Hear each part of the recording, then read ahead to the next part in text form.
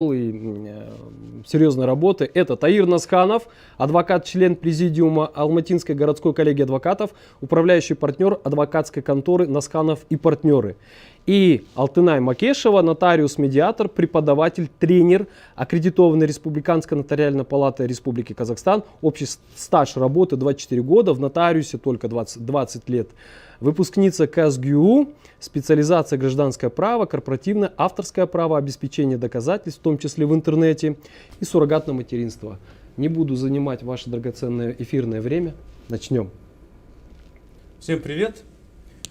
Начну сегодня эфир я. Мы так договорились. Пусть здесь не будет там гендерного неравенства и так далее. Я расскажу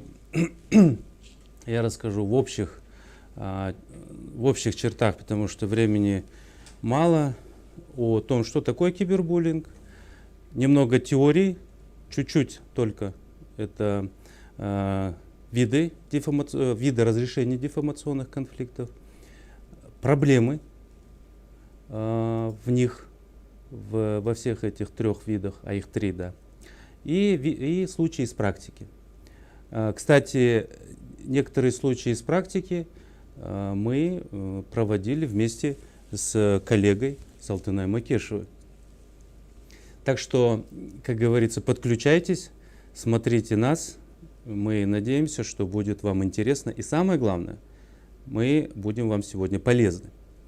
А кто не присоединился, то пусть потом смотрит в эфире в записи этого видео, либо на сайте Параграфа, либо на моем YouTube-канале адвокат Таир Насханов. Кстати, этой теме кибербуллинга у меня есть много видеороликов. Если я что-то не успею рассказать здесь, вы можете посмотреть это на моем YouTube-канале. Кроме того, мною выпущена книга, практическое пособие «Виды правовой защиты от кибербуллинга». Практическое пособие. Алтынай знает. У вас же есть, да, эта книга? Конечно. Да.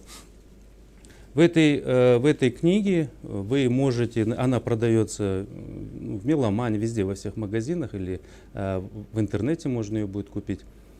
То есть на практике, если вам нужно наказать обидчика, который вас там в интернете оскорбил, обидел, распространил сведения, не соответствующие действительности, то как нужно сделать, алгоритм весь действий, в том числе даже образцы заявления в порядке частного обвинения, либо искового заявления, вы можете найти в этой книге. И в то же время также эта книга вас может уберечь, чтение этой книги вас может уберечь от ряда ошибок, которые допускаются в этой достаточно специфической категории дел. На самом деле, несмотря на то, что это рассматривается дела в трех ипостасях, в трех видах, ипостаси, наверное, слишком громко сказано, вы уж извините за мой высокий слог, в административном порядке, в уголовном и в гражданско-правовом. В каждом из них есть свои кочки, на которых можно споткнуться и проиграть дело. Чтобы этого не произошло, мы сегодня расскажем с Алтынай, чтобы этого избежать. Ну и, как еще раз повторюсь, я не рекламирую свою книгу, в этом такого у меня нету особого желания, просто ради того, чтобы было полезно для вас. Итак, что такое кибербуллинг? Кибербуллинг или травля в интернете – это равнозначные понятия.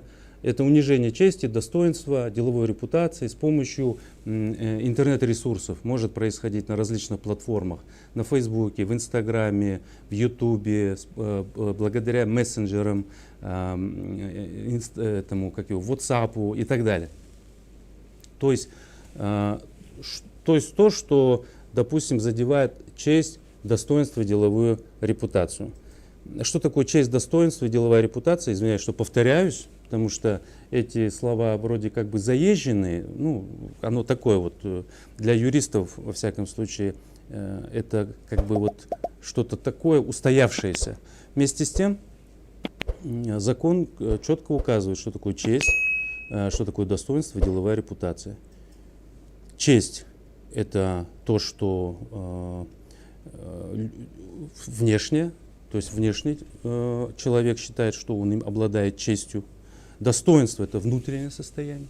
И деловая репутация — это то, что накапливается годами, десятилетиями напряженного труда, профессионального труда. И вот благодаря кибербуллингу, когда это осуществляется либо одним лицом, либо группой лиц, а часто это группа лиц, то буквально там в течение нескольких часов разрушается все вот эти вот три важных для человека таких нематериальных, скажем так, актива. И когда уже репутация похоронена, честь и достоинство растоптаны лживыми какими-то измышлениями, все, вы не знаете, что вам делать, как с этим быть, как наказать обидчика, потому что оно действует каскадами. То есть там это может охватывать огромные территории, не только одну страну, это много стран может быть вовлечено. И где кто ответчик или кто кому предъявлять потом заявление в порядке частного обвинения, очень сложно. В мире проблема с кибербуллингом, она достаточно такая острая, поскольку мы сейчас живем в новой цифровой реальности, то есть есть общественные отношения, но они еще пока в достаточной степени не урегулированы. И если, допустим, в западных развитых странах, поскольку сильные правовые есть механизмы защиты личных неимущественных прав, и не только, естественно, и там как-то с этим борются, то на территории постсоветского пространства, так называемого, проблема с кибербуллингом стоит очень остро. Во-первых, из-за того, что механизмы слабые, правовые защиты, и во-вторых, то, что у нас нет независимых средств массовой информации. Повсеместно нарушаются права человека, и, естественно, агрессия, которая накапливается у людей в соответствии с этими, в том числе с этими факторами, она выливается на Facebook, на Instagram. Люди друг друга там оскорбляют со страшной силой, и при этом ответственность, что там скрывать, особой такой и нету. Об этом тоже я поговорю попозже. Но при этом, допустим, в той же России, на которую сейчас не модно ссылаться, но тем не менее, для нас все-таки было бы положительным примером иметь в виду, что, допустим, там уголовная ответственность предусмотрена за клевету, оскорбление, административная ответственность. При этом нужно иметь в виду, что протокол об административном правонарушении собирает прокурор. Он же и потом в суд направляет этот протокол, он же и потом это поддерживает, защищает протокол.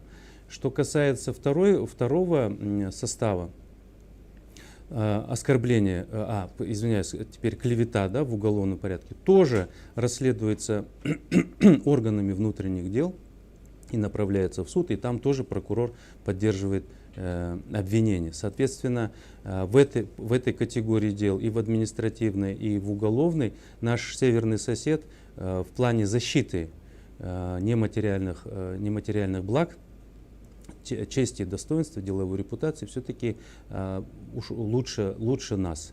Потому что у нас вот эти две категории дел, они проседают и очень слабо защищаются. Об этом я тоже скажу чуть позже. Теперь, коротко скажу, все-таки долго, как говорится, запрягаем коней. Имеется в виду, что я все говорю про эти три вида правовой защиты от кибербуллинга. А что это такое? Ну, начнем прежде всего с уголовного преследования за дифамацию. У нас в Казахстане за дифамацию есть два вида уголовного преследования. Это в частном порядке и в публичном порядке. В частном порядке это то, что в принципе нас интересует больше всего. Это статья 131 «Оскорбление». Это дело частного обвинения, как я уже говорил. То есть это унижение чести и достоинства лица, выраженное в неприличной форме. И по производству по этим делам начинается по жалобе потерпевшего.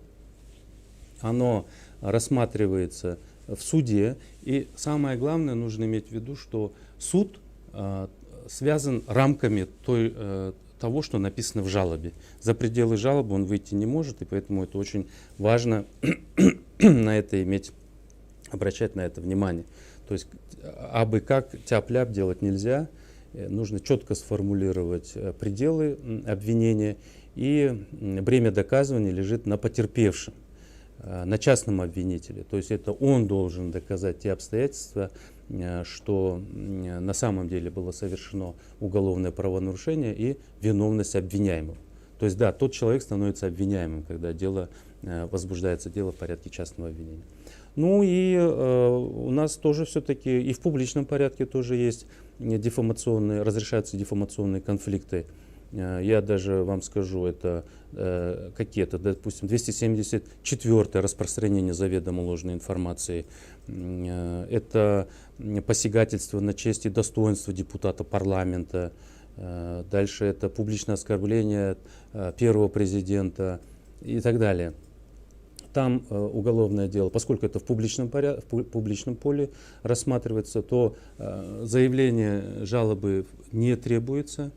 Оно уже рассматривается в рамках УПК, кстати, как и дело частного обвинения. Поэтому, если вдруг решитесь обращаться с заявлением, допустим, в частном порядке по 131, имейте в виду, что нужно взять в руки УПК.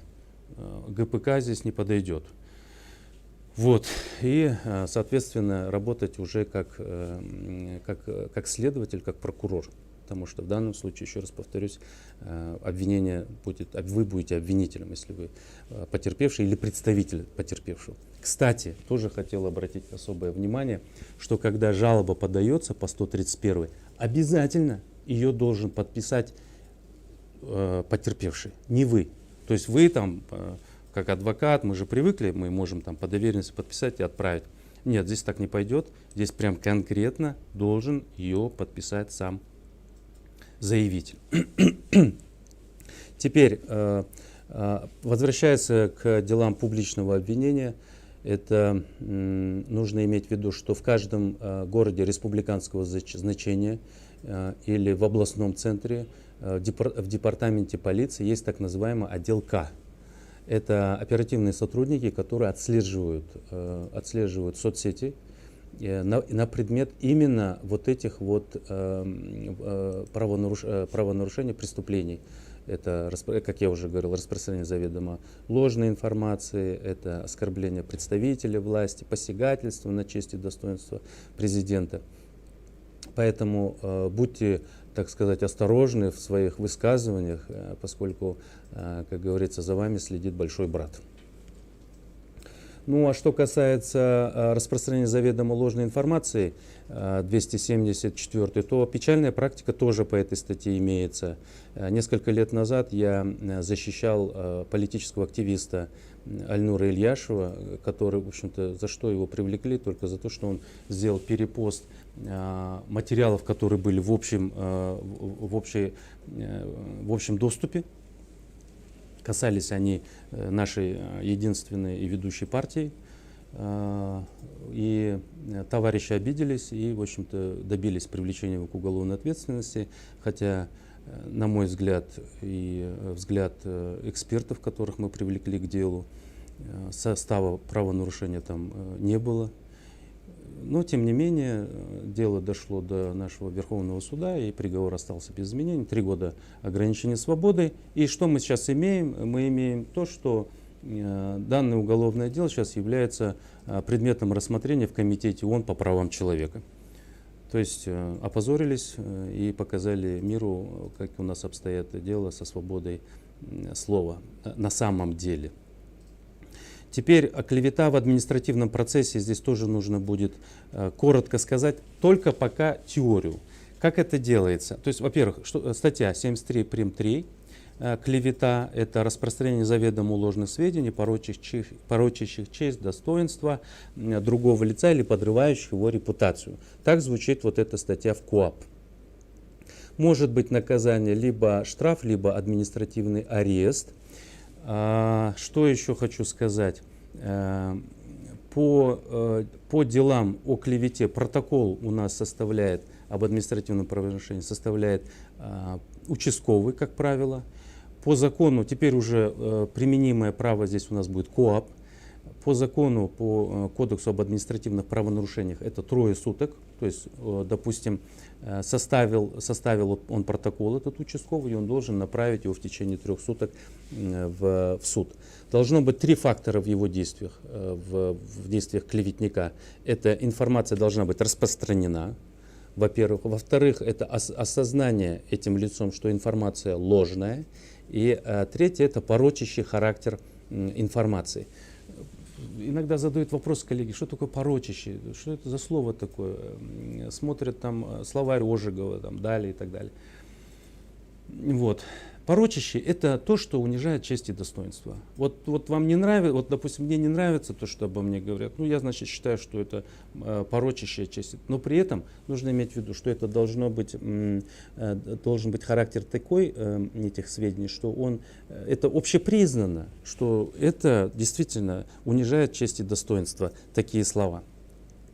Гражданско-правовая, кстати, вот добавить я хотел по клевете. Сведения должны содержать у нас факт, а не оценочное суждение. Эти сведения можно проверить. Например, Сарсенбай уехал. Это факт. Если я скажу, я думаю, что Сарсенбай уехал, ну, это мнение. А вот что он уехал, ну и что он уехал, это как-то не образует вообще никакой состав клеветы. Ну, уехал, приехал, ну и что. Но если клеветник говорит, а вы знаете, там какой-нибудь соседке, я знаю, что Сарсенбай уехал к своей любовнице Жанне втайне от своей жены. Вот это будет у нас клевета. То есть это не просто распространение сведений, что Сарсенбай уехал. Сарсенбай уехал к своей любовнице втайне от своей жены. Это аморальный поступок. Аморальный поступок. Здесь тогда у нас будет распространение порочащих сведений. Это порочит человека в глазах, допустим, той же соседки. Кстати, хотел сказать, что если, допустим, сосед это говорит прямо, допустим, этому Сарсенбаю, это одно дело. Ну, здесь тогда не будет ничего. Ну, прямо сказал и все. Но если я, допустим, сказал это, допустим, соседке Наташе или там еще кому-то, ну тогда все, пожалуйста, приехали, вот вам клевета. Как проблемы по клевете, которые связаны вот с этим административным правонарушением, расскажу чуть позже. А теперь гражданско-правовая защита. Как я уже сказал, это честь, достоинство, деловая репутация, это личные неимущественные права. Как вам, Алтынай, вам нравится то, что я рассказываю? Я вообще в теме. Хорошо, отлично, отлично. И я думаю, что и слушатели тоже в теме. Почему? Потому что многие из вас, кто слушает меня, это юристы, которые... Нотариусы тоже. Ну да, юрист, и нотариус, судья, адвокат и так далее. Это все мы, в общем-то, юристы. Вот. По закону у нас обязанность доказывания лежит по такой категории дел естественно, на 2 сторонах, но здесь есть определенная особенность. Истец обязан доказать лишь то, что сведения были распространены. Все. А вот ответчик, он должен доказать, что эти сведения, которые он там высказал, они не соответствуют действительности. Вот здесь вот есть определенная засада. Почему? Потому что некоторые что-нибудь скажут, а потом начинают уже в суде думать, как доказать, что он сказал правду. Ну ладно, это тоже чуть дальше расскажу я, как с этим справиться или как вообще с этим работать. На примерах из практики в том числе. Есть так называемый 5-ступенчатый тест. Вот юристы перед тем, как браться за то или иное дело, они думают, что же делать, браться, не браться, есть ли здесь распространение сведений, которые не соответствуют действительности или нет. Этот тест очень легкий, его надо запомнить. Первое, это сведения должны быть распространены. Второе, они не соответствуют действительности. Третье, они являются порочными. Что такое порочные, мы уже сказали. Речь идет о конкретном лице, его можно идентифицировать. И эти сведения преподнесены как факты, а не оценочные суждения или мнения.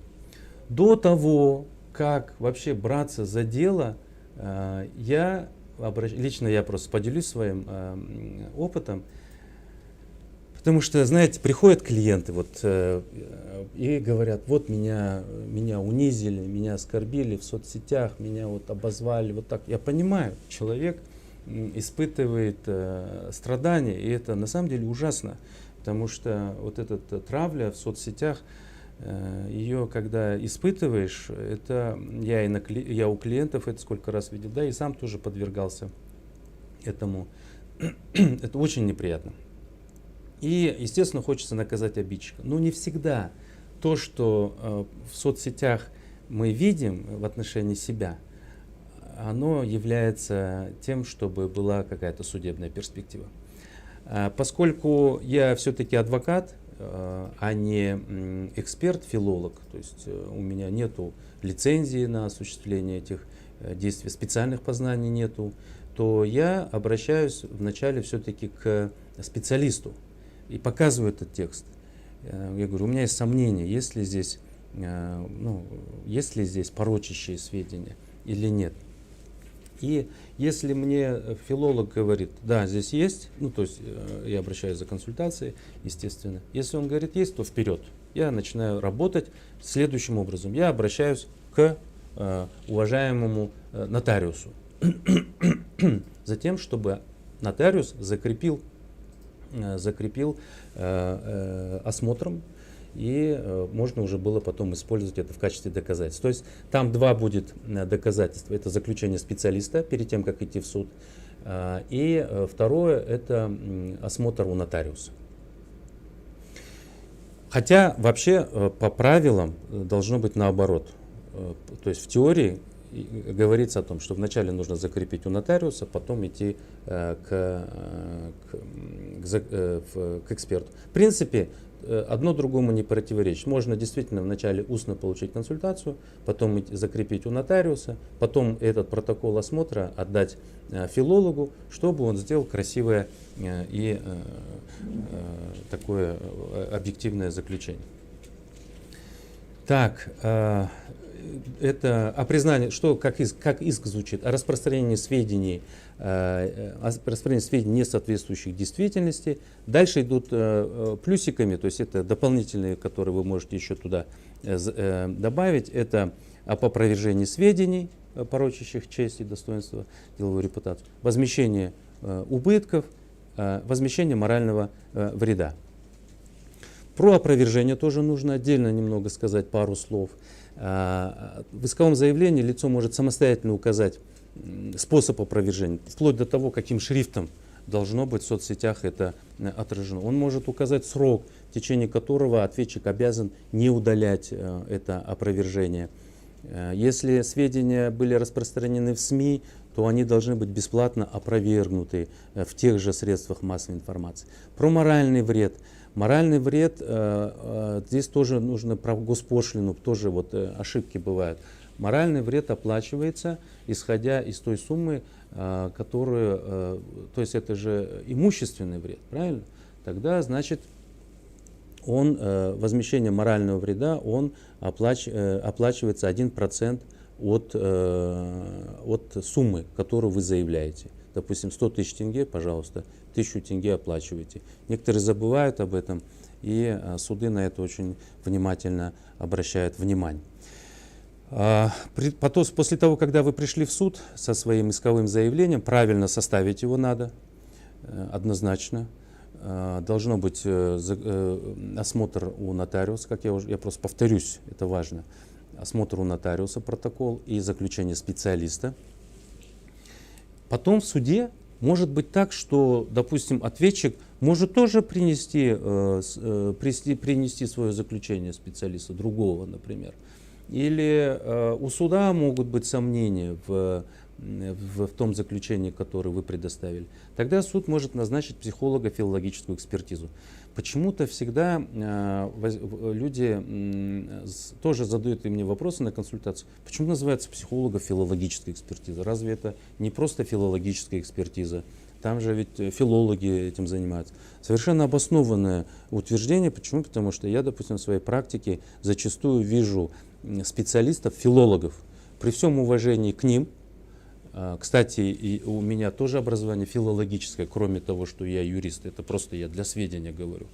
Но я все-таки адвокат, я обращаюсь к филологам, кто обладает именно специальными познаниями, кто именно вот в этом специализируется, у кого желательно даже есть лицензия. Кстати, не обязательно, чтобы была лицензия для обращения к специалисту. А вот экспертиза, которая будет проводиться в суде, ее проводят эксперты, у которых есть лицензия соответствующая, и которые состоят либо в палате, либо в институте судебных экспертиз. Возвращаясь к психолого-филологической. И вот я что обратил внимание. Ничего не говорю против, ничего не имею против, но вот, например, в ИСЭ, в Институте судебных экспертиз, я обратил внимание, что наши специалисты, филологи, при этом не имеют психологического, допустим, образования. А это очень важно. Почему? Потому что, допустим, женщину обозвали, что она в возрасте, что она разукрашена, ходит как клоун. Не как клоун, а клоун. Не как, а клоун. Вот, ее так обозвали. И она обращается, вот здесь вот клоун, да, вроде для филолога это слово обладает определенным каким-то веселым, позитивным выражением. Но для психолога, допустим, это же слово клоун для женщины, которая там бальзаковского возраста, что если ее так назвали, для нее это порочит ее честь, ее достоинство порочит. Вот, поэтому здесь и называется психолого-филологическая экспертиза. То есть как человек воспринимает эти сведения, насколько они влияют на него, моральный дискомфорт он испытывает, унижение, страдания и так далее. В общем, рассмотрев дело в конце, да, судья, осмотрев там протокол осмотра, еще раз повторюсь, заключение специалиста, если есть экспертиза, экспертизу, он выносит решение. И вот что нужно, чтобы решение было в нашу пользу? Допустим, если я на стороне истца. Там должно быть 3 компонента в доказательствах. Это первое, это распространение сведений, нужно доказать, что эти сведения были распространены. Второе, это то, что это характер порочащий.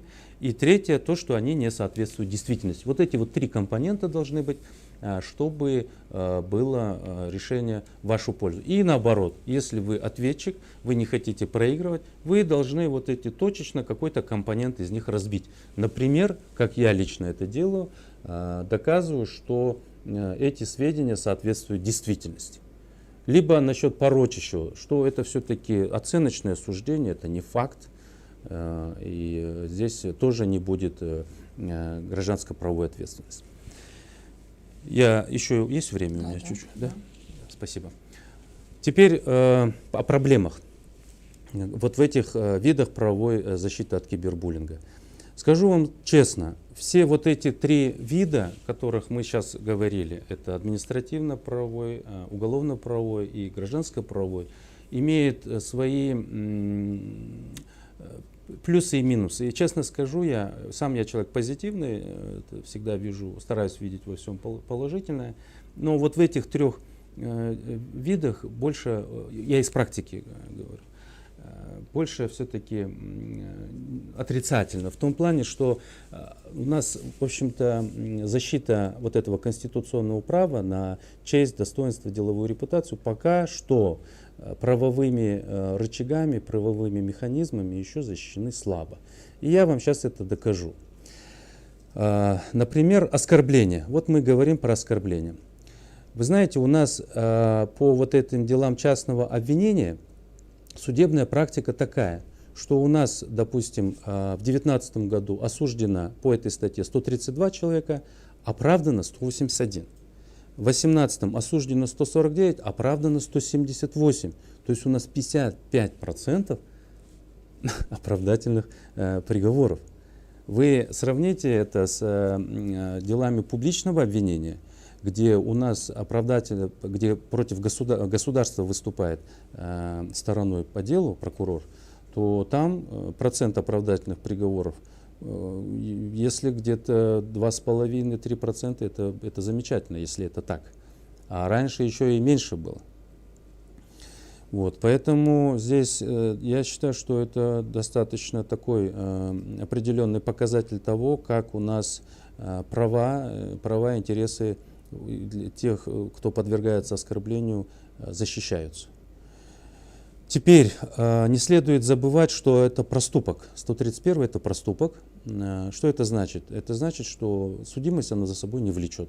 Ну, допустим, признали вас виновным, осудили там. Причем процессы достаточно сложные вот по этим оскорблениям. Они долго идут. Там высокая состязательность сторон, нужно доказывать, и процессы длинные по времени. В итоге хорошо осудили, признали виновным, ну и все, а судимости как таковой правовых последствий для человека нет.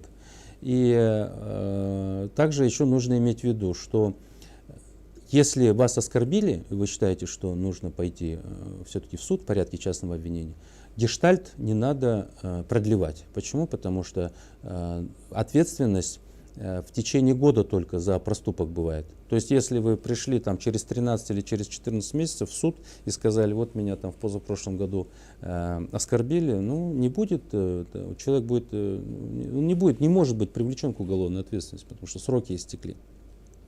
Дальше есть еще вопрос идентификации обидчика. Вот вы считаете, что вас обидели. Вы все сделали, вы пошли к нотариусу, вы получили заключение специалиста, пришли в суд. Все, вы считаете, что все нормально. Обидчик просто удаляет, например, вообще удаляет аккаунт и говорит, что этот аккаунт недавно взломали, и, скорее всего, это даже, может быть, сам заявитель это сделал. И этот бред в суде принимается. Почему? Потому что проблема в том, что у частного лица нет возможности идентифицировать IP-адрес. Эта возможность, как я говорил, есть только у органов полиции, и то только подразделение, которое областное или города республиканского значения. Полиция этим заниматься, соответственно, не будет, если вы обратитесь к ним с такой просьбой. А ходатайство ваше суд удовлетворит или нет, это еще большой вопрос. Теперь по клевете. По клевете тоже еще больше вопросов, связанных с применением. В 2020 году у нас произошла декриминализация клеветы. Некоторые даже там хлопали в ладоши и говорили, как это прекрасно. Но дело в том, что нужно не забывать о том, что все-таки сама клевета, то есть это распространение сведений, которые не соответствуют действительности, являются порочащими. Это все-таки задевает чьи-то права и интересы, имеется в виду того человека, который подвергся клевете. И что тогда его права как? А права вот таким вот образом его не защищаются. Я сам еще до того, как ее декриминализировали, участвовал в суде по клевете. И я вам скажу так, что за 2019 только год более 90% было оправдательных приговоров судами вынесено по клевете до декриминализации. В 2020 году декриминализировали, и теперь у нас этим занимается участковый полицейский. Это, я ничего не хочу сказать против участковых полицейских, они выполняют свою работу, но дело в том, что даже не все юристы обладают специальными знаниями, как закреплять эти доказательства. Вот я вам уже говорил, там 3 суток с момента составления протокола в суд надо направить. Там всего 2 месяца срок привлечения к административной ответственности за клевету. Если, допустим, человек совершил клевету в январе, его сейчас уже не привлечешь, 2 месяца прошло. А саму только экспертизу или заключение, саму только экспертизу назначить, у нас в ИС огромная очередь, несколько только экспертов, и они завалены просто этими экспертизами филологическими, они просто не успевают. Потом нужно IP-адрес. У участкового возможности IP-адреса идентифицировать нету. Там необходимо протокол так составлять, чтобы суд смог а там в протокол, если кто знает об адом правонарушении, там всего несколько строчек. Представьте, клевету надо расписать, каким образом, вот эти вот выражения, что было использовано. И, конечно же, что суды, получая такие протоколы некачественные, без экспертизы, без установления лица, или установления, но не доказано, что это он это сделал. Какой именно объект является предметом, здесь, что является клеветой. Естественно, суды тоже не могут рассмотреть такие дела. И они их возвращают участковому. А возвращают, а уже 2 месяца проходит. И в итоге у нас неэффективная правовая защита, ущемление конституционного права на защиту чести и достоинства. Вот, и это все приводит к чувству безнаказанности, вседозволенности пользователей соцсетей, которые со страшной силой друг друга, извиняюсь, мочат и совершенно себя чувствуют безнаказанно. Хотя, еще раз повторюсь, что, возможно, будет ужесточение правовой защиты, и это будет объективно. Почему? Потому что, если сравнить, допустим, с хулиганством, вы понимаете, да, о чем речь? Мы же юристы. Если вы, допустим, на улицу выйдете и там будете крыть кого-то матом, то приедет полиция и вас задержит, потому что вы в общественном месте совершаете хулиганские действия. А чем соцсети не хулиганские действия? Еще больше общественная опасность по этим делам. Ну и завершающий вид правовой защиты, это гражданско-правовой, как я вам говорил. Там тоже не все гладко.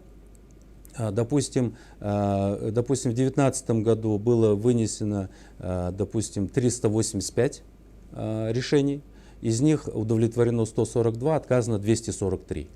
Но я хочу вам сказать так, что несмотря на то, что все-таки есть и отказы, но здесь, во всяком случае, человек может, у нас же каждая сторона должна доказать те обстоятельства, на которые ссылается. Она может, если правильно подготовиться к процессу, выиграть его. Вот. Обычно проигрыши происходят, во-первых, из-за того, что люди не обращаются вначале к специалисту, не обращаются к нотариусу, неправильно доказывают, и они проигрывают из-за этого. Здесь, как говорится, нужно только винить самих себя. Вот. Что касается вот этого административного и уголовно-правового, да, конечно, там вопросы. Ну и несколько из практики моментов. Я, когда еще начинал все вот эти дела по кибербуллингу, я тогда уже говорил, вы, к государству обращаюсь, и в соцсетях сам говорил, что если вы не решите этот вопрос кибербуллингом, появятся жертвы. Имеется в виду жертвы, мертвецы появятся. Будут люди, которые будут собой кончать. Вот, к сожалению, так и произошло в 2020 году, например. Молодая писательница покончила сама собой, Айгуль Мантай, например. Почему? Потому что ее довели до этого. У нас страна антирекорд бьет, вы сами знаете, одна из тех, кто является лидером по суицидам. У нас в год примерно по доведению до самоубийства около 500 уголовных дел регистрируется. А вы знаете, сколько осуждается лиц в году по этой статье? Одно лицо из 500, то есть вот представьте, 500, допустим, умерло, с собой покончило, возбудили, начали досудебное расследование по этой статье, а до суда и осудили всего лишь один. Вот, например, в 2020 году Айгуль Мантай, допустим. Кто-нибудь знает, осудили того человека, про которого речь шла? Я, допустим, не в курсе. Скорее всего, так же, как и остальные дела, прекратили и так далее. Вот. В связи с этим, на мой взгляд, здесь нужно было возбуждать, начинать досудебное расследование по 147 Уголовного кодекса, это распространение сведений о частной жизни лица, составляющего личную тайну. Причем тоже хочу сказать, по этой статье идет рост. Если, например, говорить, в 2018 году было зарегистрировано всего, допустим, 25 уголовных дел, то через год буквально почти в 2 раза больше. И увеличивается, и увеличивается. Допустим, мы участвовали вместе с коллегой, с Алтынай, по делу в отношении одного блогера. Будем называть фамилию? Не, давайте просто ограничимся. Да, будет. Хорошо. Блогером. Вы знаете, 1,5 года с ней пытались привести ее в чувство, кое-как привели на самом деле. 1,5 года. То есть там неверно была, не я начинал это дело, неверно была выбрана позиция, то есть пошли по клевете и оскорблению. Суд первой инстанции ее оправдал, городской суд, мы потом это дело отменили, этот приговор, естественно, незаконный. Потом пошли уже в гражданско-правовом порядке, и в гражданско-правовом порядке выиграли это дело, наконец-то. Вот, и признали те сведения, которые она распространяла в отношении моих 2 клиентов, не соответствующим действительности. То есть она говорила, что мой клиент избивает жену там, до черепно-мозговых травм, что он ездит пьяный там, за рулем, что про женщину, которая там рядом с ним была, что якобы она там вороватый бухгалтер, она столько там украла денег там, и так далее. Но не доказала, и это неправда, потому что неправда. Но при этом, представьте, когда шел процесс, несмотря на то, что я судье говорил, пожалуйста, вразумите обвиняемого, что так делать нельзя, потому что она продолжала писать посты. И суд никак не отреагировал, и это привело к безнаказанности. Она так подумала, что это все так и нормально, можно вести себя, и продолжала. И даже больше вам скажу, она потом перекинулась уже на меня, как на адвоката. Вот, оскорблением подвергла меня. А у нее паства, да, там десятки тысяч подписчиков на YouTube, на Фейсбуке, на Инстаграме. И вот здесь я тоже хотел сказать про искажение критического мышления у людей, которые обожествляют, там, допустим, своего любимого блогера и верят тому, что она пишет, например. И вот то, что вот она пишет, это неправда, может быть. И так оно и получилось вот здесь.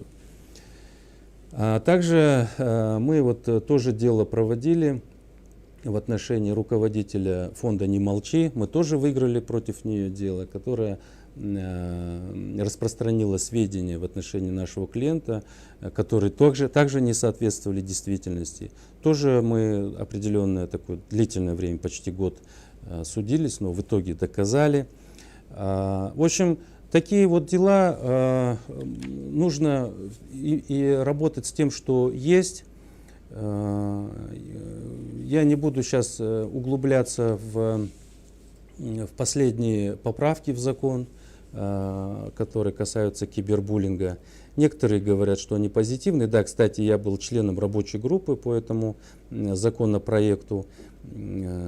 Конечно, сам по себе, в отношении детей имеется в виду, там, защита от кибербуллинга, сам по себе в целом закон, который был принят, он положительный, но относительно все-таки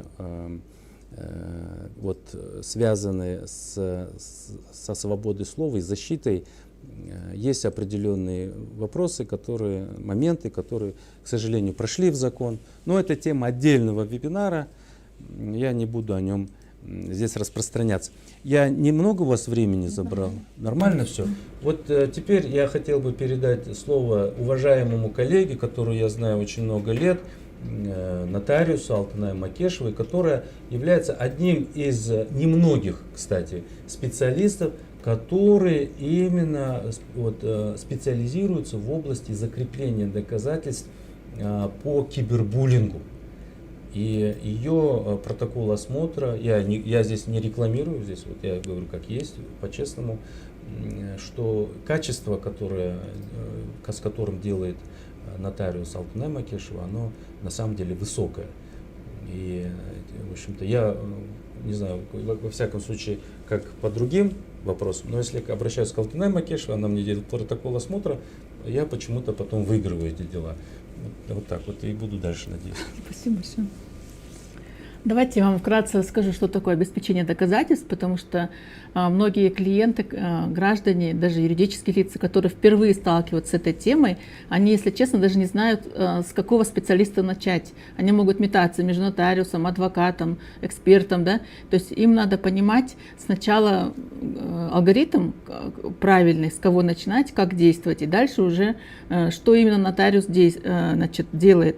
Вот здесь поступил вопрос, все ли нотариусы делают занимаются обеспечением доказательств. То есть эта тема достаточно новая, она уже где-то, последние 8 лет я плотно этой темой занимаюсь. И я являюсь аккредитованным преподавателем от Республиканской нотариальной палаты. И мы с коллегами, у нас около 6 человек, проводим обучающие вебинары и семинары по этой и по другим темам.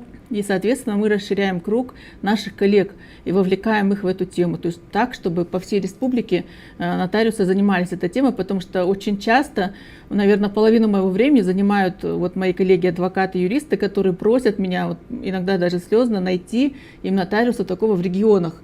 То есть так получается, что когда нужно тот же самый закрепить факт кибербуллинга, нет этих нотариусов. И иногда приходится консультировать удаленно коллег наших, помогать так через интернет и таким образом помогать клиентам, потому что до этого клиенты были вынуждены делать доверенность на своего представителя в Алматы, например, и этот представитель уже обращался, допустим, ко мне или к каким-то моим другим коллегам, и здесь в Алматы мы закрепляли доказательства, либо в Нур-Султане к коллегам.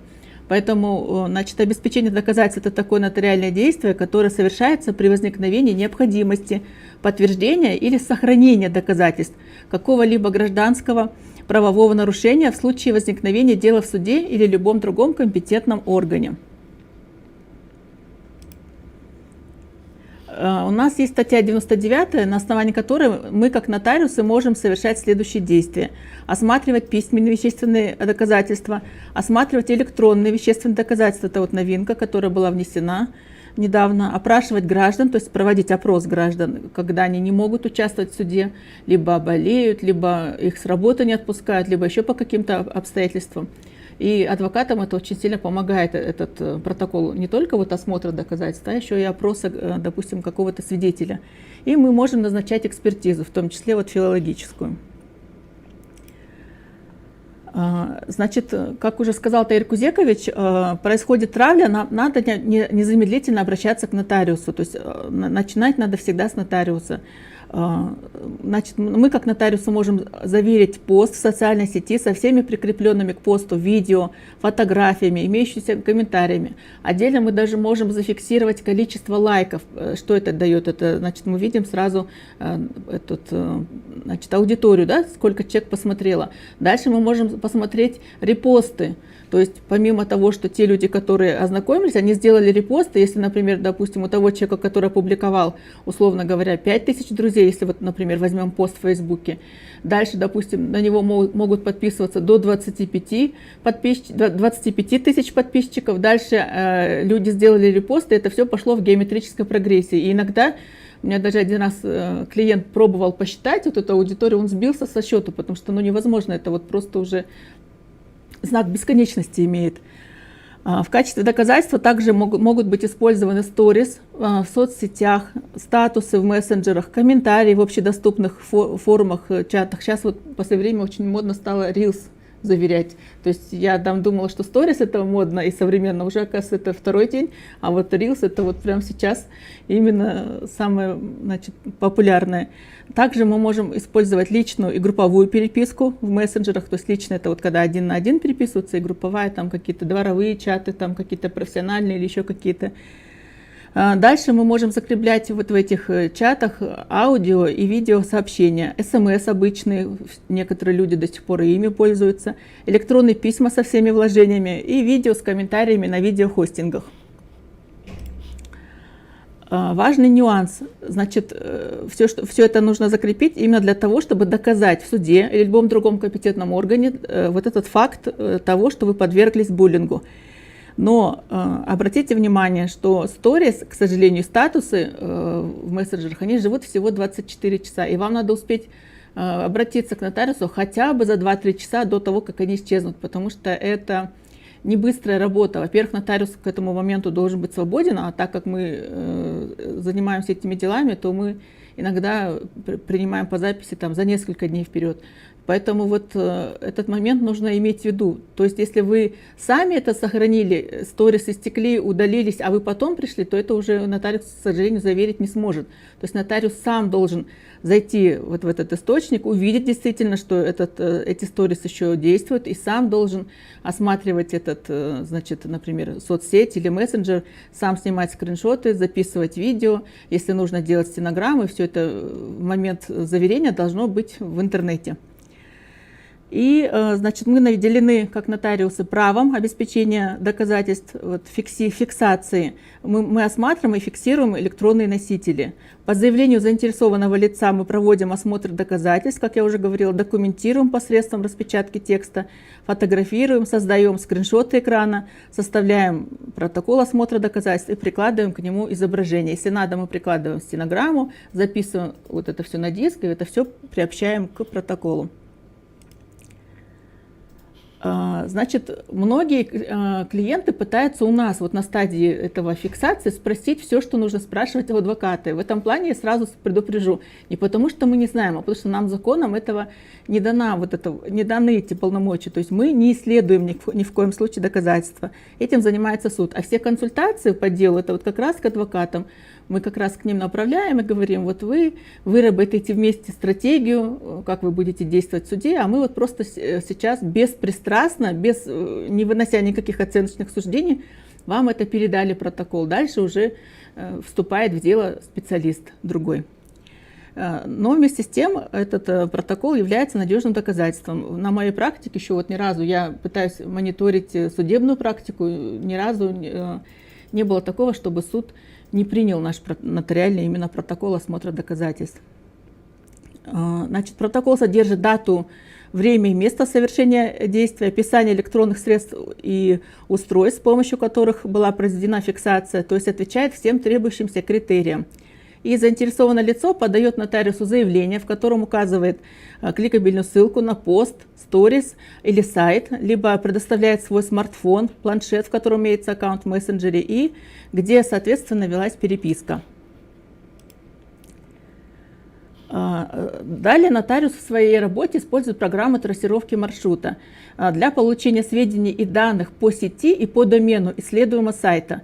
Эта трассировка показывает путь передачи данных от компьютера на сайт, с которым он работает. Например, если нотариус заверяет видео на YouTube, то трассировка покажет путь передачи данных от компьютера нотариуса до сайта вот YouTube, например. То есть это показывает, что мы не сами вот просто там на какой-то непонятный сайт зашли, а что этот сайт действительно был проверенный, что ему можно доверять и что действительно он существовал на момент осмотра его нотариусом. То есть это является дополнительной гарантией того, что сайт, с которым работает нотариус, является правильным, не подделкой. И также дополнительно можно эту самую информацию проверить через IP, WHOIS сервисы. То есть это как идет дополнительная гарантия. Далее нотариус делает скриншоты, осуществляет осмотр доказательств с фиксацией в протоколе. В протоколе нотариус подробно описывает все свои действия, указывает дату, место составления, а также обнаруженные при осмотре доказательства. А вот я вам хочу рассказать такую любопытную вещь. Ко мне обратился один адвокат алматинский и попросил зафиксировать значит, оферту на сайте крупного автомобильного концерна, в котором они продавали новые джипы должны были написать 27 миллионов тенге, но ошиблись и написали 7. И он хотел, чтобы я зафиксировала это, и чтобы потом предъявить им этот протокол и заставить продать этот автосалон, вот новую абсолютно машину, внедорожник за 7 миллионов. И вот, вы знаете, я сначала не поверила, думаю, 7, точно 7, прям даже увеличила монитор 7. И в момент фиксации, когда я уже начала это все делать, информация исчезла с этого сайта. То есть, видимо, в этот салон поступили звонки, люди начали создавать ажиотаж, панику, и автосалон увидел, что это просто произошла опечатка.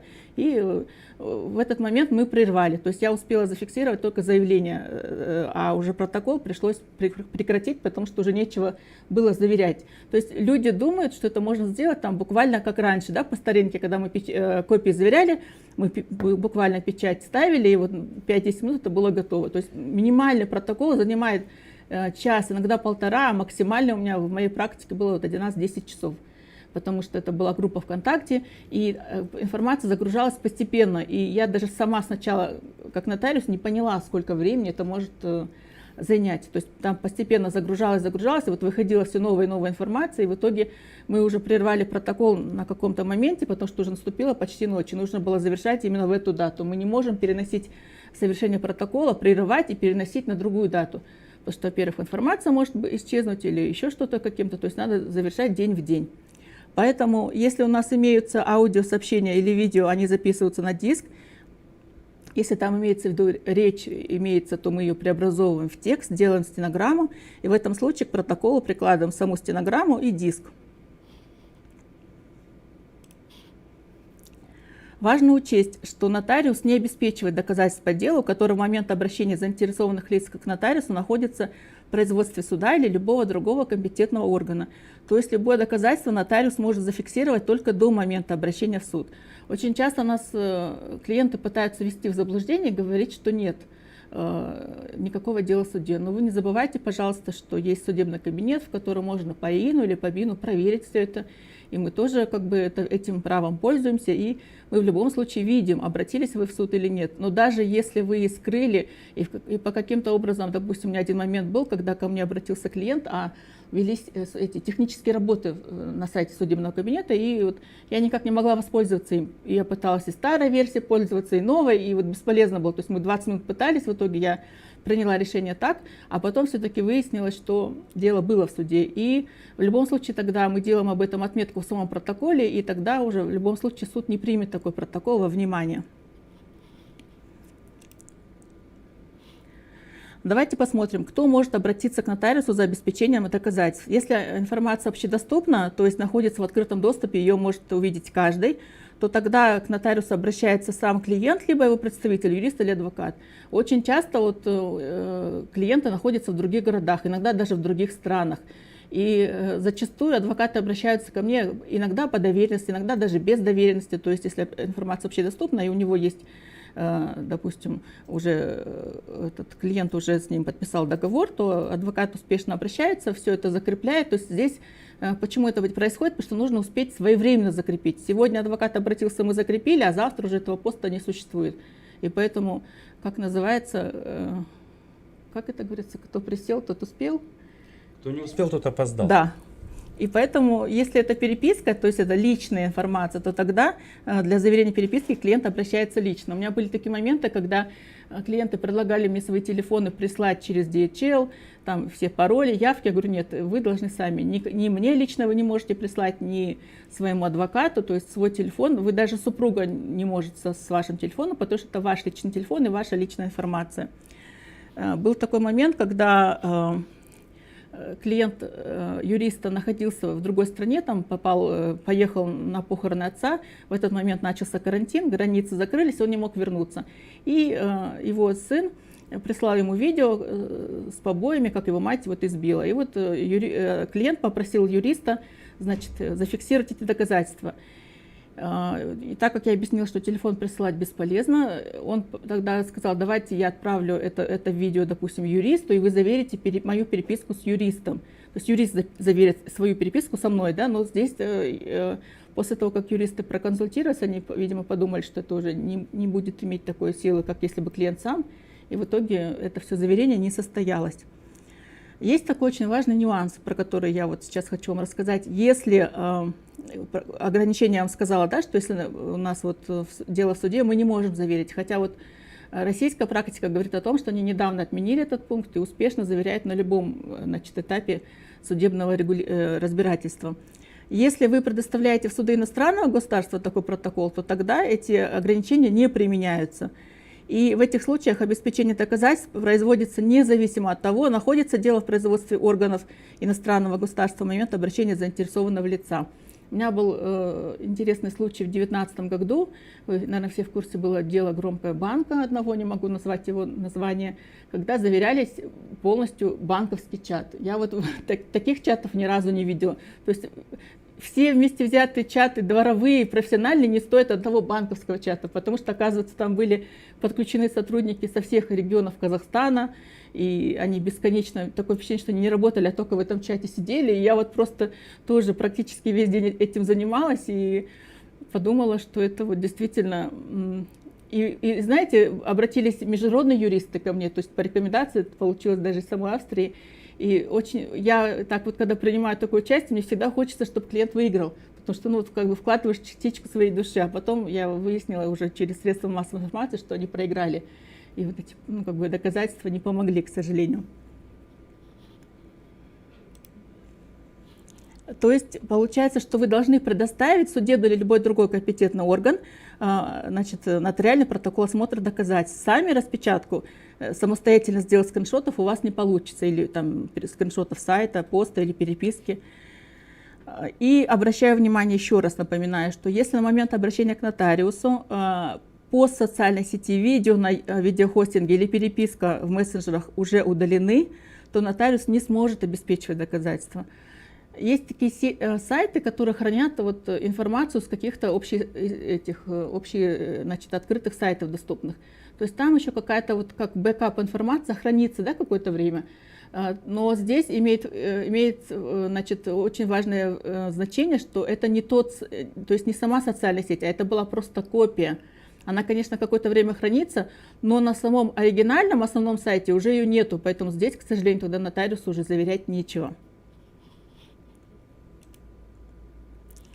То есть, значит, заинтересованное лицо предъявляет нотариусу заявление с изложением обстоятельств, в соответствии с которыми требуется ему это обеспечение доказательств, указывает объект и обстоятельства, которые могут служить в качестве доказательств, а также сведения о том, что в суде или любом другом компетентном органе не имеется вот, уже вот этого производства по делу. То есть клиент, подписывая заявление, берет на себя, значит, вот эту вот ответственность, что он ставит в известность, что не имеется вот этого дела. И вот это очень важно. При принятии заявления нотариус свидетельствует подлинность подписи этого заинтересованного лица на заявлении и разъясняет, что в случае, если обеспечение доказательств будет произведено после возбуждения дела в суде или любом другом компетентном органе, то такое обеспечение в соответствии с требованиями законодательства не будет иметь силы. Значит, каждый раз мы, при каждом конкретном деле мы решаем этот вопрос об обеспечении доказательств с учетом конкретных обстоятельств. И при решении вопроса о необходимости этого обеспечения доказательств мы выясняем обстоятельства, которые затрудняют или делают невозможным получение доказательств в будущем. Та же самая переписка. Человек может потерять телефон, разбить, у него могут его украсть. В конце концов, вот случайно я недавно переходила с Android на iPhone, я не могу перекинуть вот эту вот переписку в WhatsApp. И мне пришлось обратно вернуться на Android, потому что вот мне специалисты даже не могут помочь. И поэтому человеку даже в таком случае необходимо здесь и сейчас, то есть незамедлительно зафиксировать эти доказательства. В случае необоснованности заявления об обеспечении доказательства нотариус отказывает в совершении данного нотариального действия и выносит постановление об отказе. Очень часто, когда вот клиенты обращаются и говорят, да, у нас дело в суде, я им объясняю, что мы не можем тогда это, значит, обеспечить доказательства. Они говорят, у нас судья требует. И вот мы тогда им выносим это постановление об отказе, которое они предъявляют в суд. И вот что, как бы, наверное, печально, да, что ответчики в Казахстане вообще не имеют права воспользоваться этим правом, да, что у них нет возможности обеспечить доказательства, потому что истцы уже успели, заверили все заранее, подали в суд, и на этом все. И тогда я могу подсказать лайфхак таким ответчикам, которым все равно что-то надо, допустим, заверить. Они тогда могут на территории иностранного государства дистанционно это заверить. Единственное, у них просто это будет длительно, потому что это сейчас почтовая корреспонденция идет где-то неделю, иногда 10 дней. То есть, если они располагают этим временем, то тогда они могут такой протокол предоставить и хотя бы так выйти из ситуации. Они сначала могут им предоставить электронный протокол, а уже потом дойдет бумажный по курьерской почте. Ну, наверное, уже про ответственность вы сказали все, да, Таир Кузекович, я поэтому это не буду акцентировать внимание, потому что нам, наверное, надо еще на вопросы ответить. Про специалиста-филолога уже Таир Кузекович тоже все сказал, то есть мы это заранее все готовили, материалы. То есть просто напомню очень вкратце, что именно вот этот специалист-филолог определяет в письменном своем профессиональном заключении, что это вообще оскорбление, допустим, угроза или клевета. И мы тоже, к сожалению, не специалисты, поэтому, когда у нас клиенты спрашивают, как вы думаете, я говорю, я ничего не думаю, есть профессиональный, допустим, эксперт, вот и вам его контакты, либо можете сами в интернете поискать и обратиться к нему. И как раз он анализирует письменные документы, текст переписки, либо стенограмму вернее, письменную читает, которую мы уже расшифровали, аудио-видео сообщения этих. И это свое профессиональное заключение предоставляется в суд для решения вот любых административных, гражданских или уголовных вопросов. Он устанавливает признаки оскорбления в исследуемом тексте и уже потом определяет также юридические, лингвистические признаки неприличной языковой формы, потому что некоторые люди там думают, да, что вот является ли оскорблением там слово «дурак» или там еще как-то, да, и вот как Таир Кузекович сказал, очень важно и понять, когда не просто пишется «дурак» или «ты как дурак», это вот разные косые вещи, слово «как» это уже тогда по-другому совсем все имеется в виду. То есть, получается, любые продукты речевой деятельности, зафиксированные на материальном носителе, требующие применения специальных лингвистических знаний для установления фактов и обстоятельств, имеющих значение доказательств. И очень часто вот люди нам задают такой вопрос: я должен заплатить адвокату, я должен заплатить нотариусу, филологу, это все для меня слишком дорого. Но имейте в виду, что вы только вкладываете это временно, эти деньги, то есть вы потом в случае вашего выигрыша в суде, вы эти деньги в 100% объеме суд возмещает, и ответчик вам, суд, вернее, по решению суда ответчик вам эти деньги все возмещает. Поэтому при предъявлении всех квитанций вы это все получите назад. И давайте таким образом закрепим, что мы делаем, как вот шпаргалку, да, чтобы вы уже это запомнили. То есть нотариус принимает заявление от клиента, делает трассировку маршрута до сайта, делает скриншоты, стенограммы аудио или видео, записывает аудио или видео на диск, составляет протокол осмотра и подробно описывает в нем свои действия, вносит данные трассировки, скриншотов, стенограммы и приобщает диск с аудио и видеофайлом. То есть даже скриншоты вот этой программы трассировки маршрута мы также прилагаем, чтобы и суд, и клиент, то есть будущий ответчик, и вернее, будущий истец, предполагаемый ответчик, они же тоже ознакомливаются. Сейчас все это сканируется, электронные копии, они тоже могут во всем этом убедиться, что это действительно имело место быть. И очень часто клиенты и те же адвокаты у меня спрашивают, особенно те адвокаты, которые впервые начинают работать, ну вот молодые или просто у них не было дел до этого, не сталкивались, они спрашивают, что я могу зафиксировать. Вот если мы, например, возьмем пост в социальной сети, то мы можем зафиксировать автора. И я еще рекомендую отдельно делать, значит, его страницу, потому что на странице очень важно посмотреть, что он пишет, какое имя. В личной информации, то если мы говорим про Facebook, там он может указать свой мобильный номер, какой-то свой сайт, там они даже указывают семейное положение, там, религиозные какие-то верования, видно список друзей, какие-то переходы на их Instagram-аккаунт или еще как-то. То есть все эти сведения помогают зафиксировать, кто этот человек, что это не просто Вася Иванов, а вот это конкретный человек, который вот действительно имеет такой-то мобильный телефон и так далее.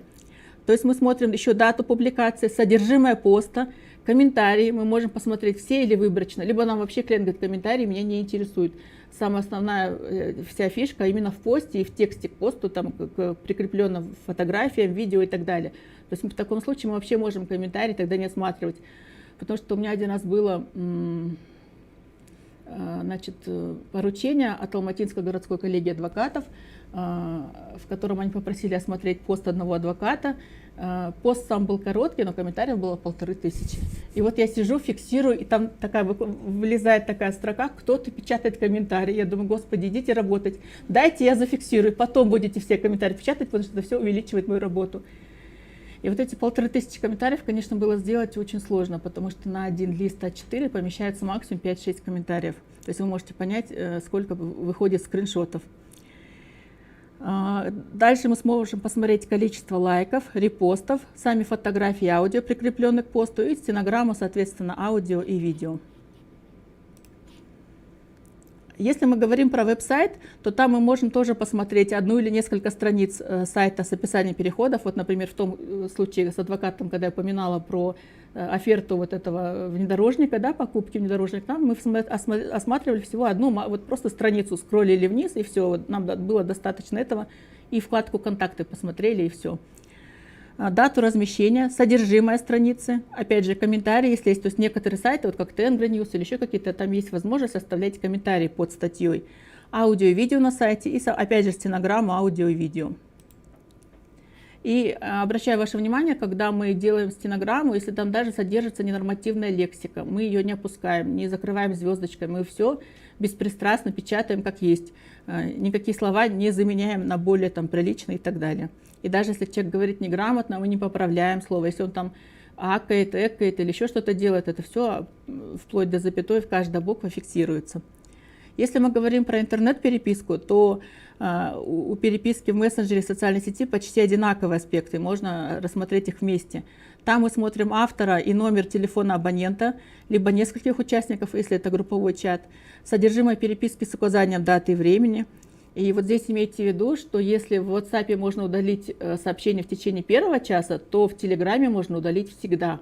Поэтому насчет Телеграма, там даже можно поменять имя, вот человек сам в Телеграме пишет, и в самом Телеграме, если вот мы же все пользуемся, не видно номера телефона собеседника, то есть там мы можем только видеть его имя и все, и поэтому в этот момент Телеграм нужно фиксировать, я рекомендую сразу, потому что там эта информация очень такая хрупкая.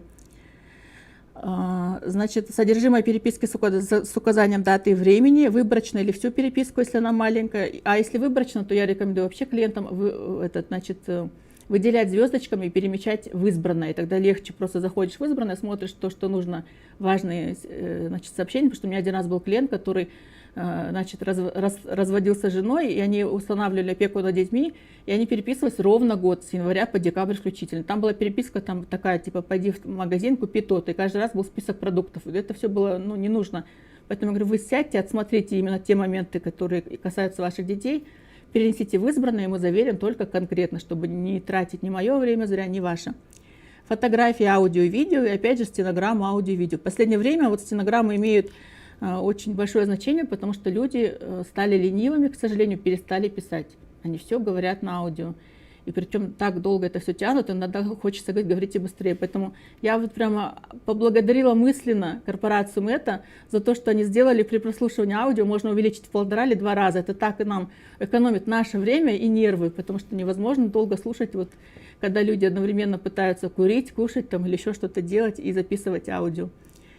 Если мы говорим про электронные письма, мы можем посмотреть отправителя и получателя, то есть email-адреса. Получатели добавлены в копию, если мы говорим про корпоративную переписку, иногда может их там быть вообще несметное количество. Дату письма, содержимое письма, то, что вот обычные люди могут не понять, такие технические заголовки письма, потому что их там вообще нету, то есть обычным невооруженным взглядом их не увидишь, это надо нажимать на специальные кнопки, чтобы это увидеть. Ну и, соответственно, все вложения, то есть это и фотографии, и документы, и аудио, и видео. И опять же стенограмма, аудио, видео сообщения, потому что иногда у меня был такой момент, когда у человека не было мессенджера, но он оскорблял свою бывшую супругу. И он просто записывал на диктофон вот эти оскорбления, прикреплял к электронной почте, и каждый раз у него был новый подарок, в кавычках, от него, новое оскорбление. И вот мы это все, вот этот файл сохраняли с электронного письма, преобразовывали его в текст, выполняли стенограмму, и она все это успешно доказала. Поэтому факты буллинга бывают даже те, когда мы говорим вот сейчас всю практически 99,9% про интернет, а у меня был факт буллинга, когда супруги разводились, и меня супруга успела по телефону вызвать, и мы зафиксировали вот эти факты у нее дома, то есть сейчас просто не могу говорить в открытом доступе, но вот на выезде нотариус тоже это делает, поэтому имейте в виду, что у нас сейчас век цифрового нотариата, с прошлого июля прошлого года у нас цифровые действия появились, поэтому мы это все можем успешно фиксировать и вовремя протоколировать. Моя презентация на этом закончилась, можем сейчас перейти к вопросам. Давайте посмотрим, какие здесь у нас вопросы были. Вот спрашивает Ермек, вот так, этот вопрос вы уже ответили, да, про IP-адрес? Потому что вот департаменты полиции только вот крупных городов это делают. Вопрос задает Ерлан.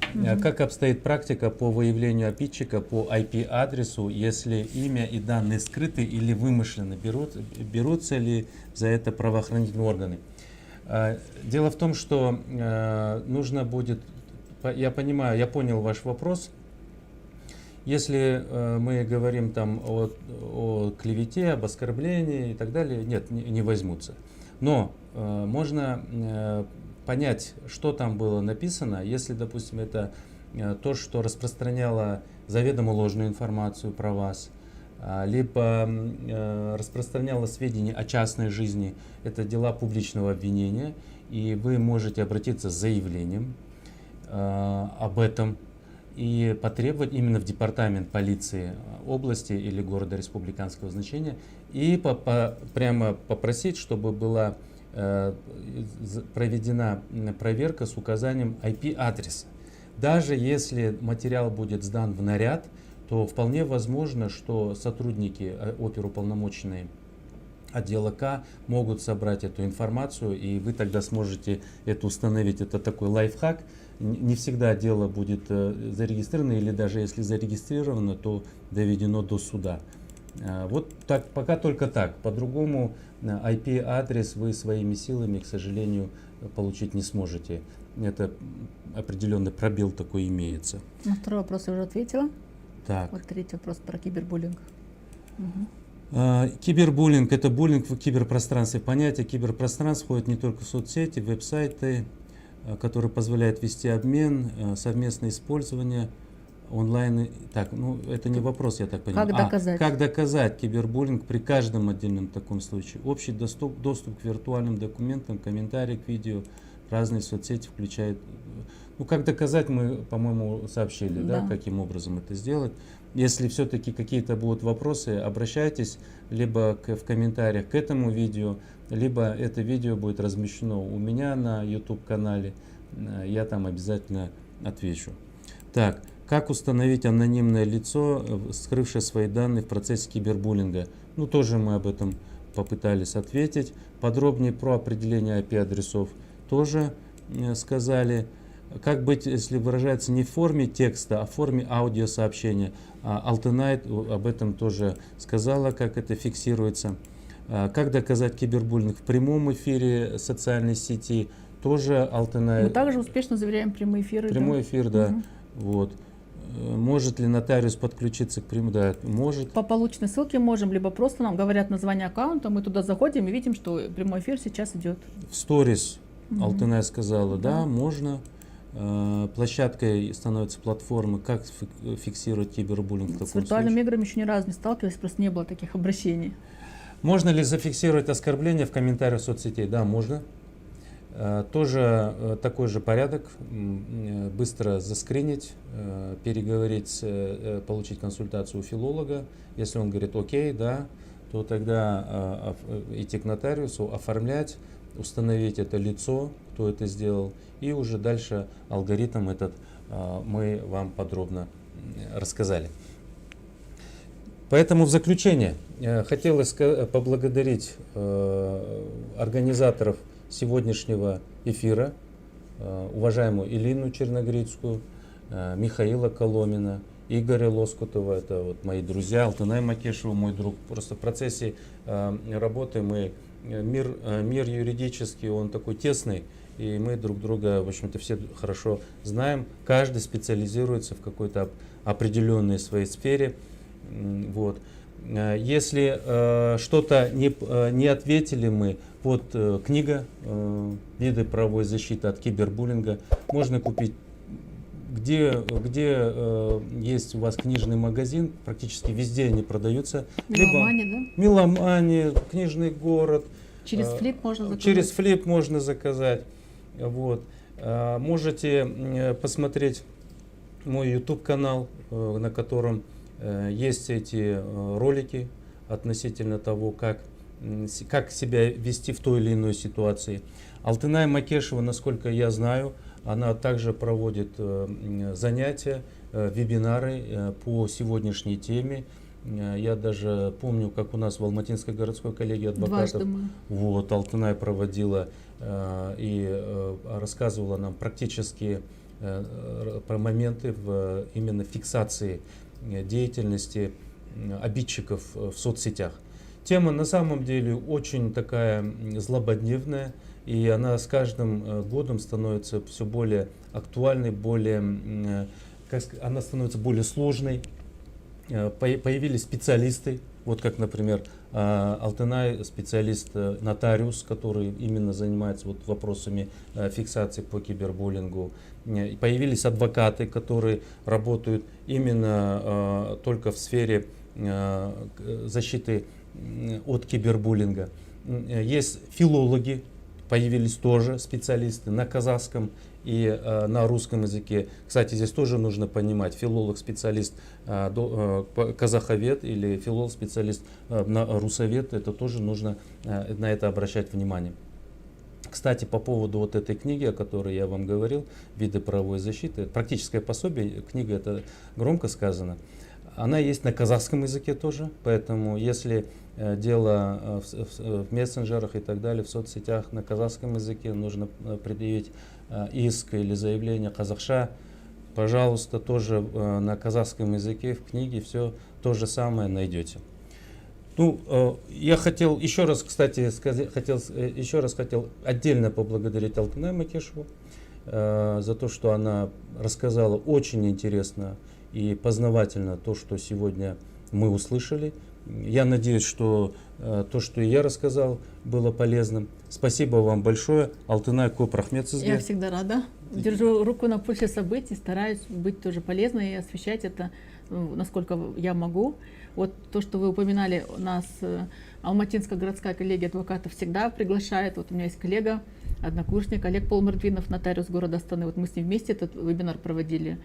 Он теоретическую часть, я практическую часть. Поэтому я всегда стараюсь тоже вещать в своих группах в Фейсбуке. У меня есть закрытая группа для наших коллег-нотариусов, открытая группа для граждан, консультации нотариусов Казахстана называется. И там мы отвечаем совершенно бесплатно на все вопросы, которые они задают в виде постов. Вот поступил еще один вопрос, последний, быстро отвечу. Вот в приложении 2GIS о стоматологической клинике распространяют ложную информацию, из-за которой репутация страдает под никами. Обращались в полицию, результат минус.